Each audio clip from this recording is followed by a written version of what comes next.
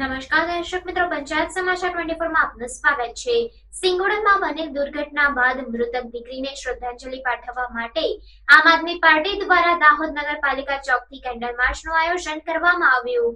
Candle માર્ચમાં આમ આદમી પાર્ટીના ગુજરાત પ્રદેશ પ્રમુખ Isudan Gadhvi, national joint secretary અને મહારાષ્ટ્રના પ્રદેશ સહપ્રભારી ગોપાલભાઈ ઇટાલિયા, ગુજરાત પ્રદેશ સંગઠન મહામંત્રી મનોજભાઈ સુરઠિયા, દેડિયાપાડાના ધારાસભ્ય ચૈતરભાઈ વસાવા, ગુજરાત દાહોદ દક્ષિણ ઝોન સંગઠન મંત્રી નરેશભાઈ બારિયા સહિત પ્રદેશના તથા સ્થાનિક હોદ્દેદારો અને કાર્યકર્તાઓ સહિત મોટી સંખ્યામાં સ્થાનિક લોકો જોડાયા હતા અને ભગવાન શ્રી બિરસા મુંડા ચોક મુકામે બાળકીને શ્રદ્ધાંજલિ અર્પણ કરી મૃતક દીકરીની આત્માને શાંતિ મળે તેવી પ્રાર્થના કરી કેન્ડલ માર્ચ પૂર્ણ કરી હતી। જઘન્ય કૃત્ય દાહોદ જિલ્લાના પીપળા ગામમાં બન્યું છે, જ્યાં માત્ર 6 વર્ષની દીકરી ઉપર અત્યારે પ્રાઇમરી જે સ્કૂલનો આચાર્ય છે એમની જ ગાડીમાં દીકરીની માતાએ એમને બેસાડ્યા હતા અને બળાત્કારનો પ્રયાસ કરીને એની હત્યા નિપજાવી દેવામાં આવી છે। આવું કૃત્ય ખાલી સાંભળીને પણ કંપકંપાટી ઉપડી આવે એવી સ્થિતિ છે। ત્યારે આમ આદમી પાર્ટીના તમામ લીડરશિપ પ્રદેશથી માંડી અને તાલુકા જિલ્લાની આજે પીડિત પરિવારની મુલાકાતે આવ્યા હતા। પીડિત પરિવારને એને સાંત્વના પાઠવી છે।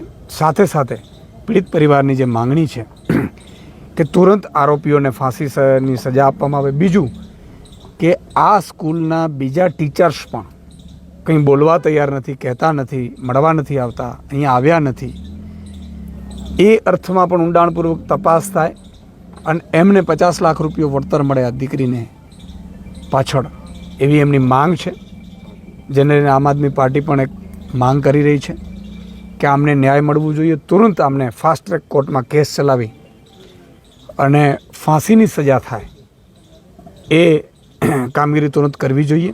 સાથે સાથે મારે ગુજરાત સરકારને, માનનીય મુખ્યમંત્રીશ્રીને કહેવું છે, મમતા દીદીને તમે બહુ લેટર લખ્યા કે મમતા દીદી આવું કરવું જોઈએ, મમતા દીદી આવું કરવું જોઈએ, તો મુખ્યમંત્રીશ્રીને મારે કહેવું છે કે એનાથી 1000 ગણી ઘટના જે પશ્ચિમ બંગાળમાં ઘટી હતી ડૉક્ટર બેન સાથે, દુઃખદ જ હતી, એનાથી 1000 ગણી ઘટના અહીંયા ઘટી છે દાહોદમાં, એક અંતરિયાળ વિસ્તારમાં, અને એ તમારા કાર્યક્ષેત્રમાં આવે છે। તમે મુખ્યમંત્રી છો અને તમે બીજા કાર્યક્રમોને લઈને ધરણા ઉપર બેસો છો, મોની બાબા બની ગયા છો, ત્યારે બહુ જ પીડા થાય છે।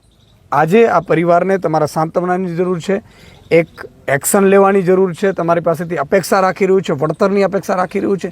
અને આવી કેટલી પણ શાળાઓ હોય અંતરિયાળ વિસ્તારોમાં, એ આદિવાસી સમાજમાં હોય, આશ્રમ શાળા હોય, બીજી તમામ આ વિસ્તારોમાં જેટલી પણ શાળા હોય, એમાં પણ ટીચર્સ અને શિક્ષકો અને આચાર્યો કઈ રીતે કામગીરી કરી રહ્યા છે, કઈ રીતે એને સીસીટીવીથી સજ્જ કરી, ભલે 50-100 કરોડ રૂપિયા વિપક્ષ કોઈ વિરોધ નહીં કરે, આમાં ખર્ચી નાખો તમે, એનો સીસીટીવીથી સજ્જ કરી સ્કૂલોને, અને અહીંયા બાળકોને એસટીની સુવિધા આપો, નહીં તો નાના ઇકોની આપે છે, ઇકોની સુવિધા આપો અને આમને સ્કૂલે મૂકી જાય અને સ્કૂલથી લઈ આવે એવી વ્યવસ્થાઓ કરો।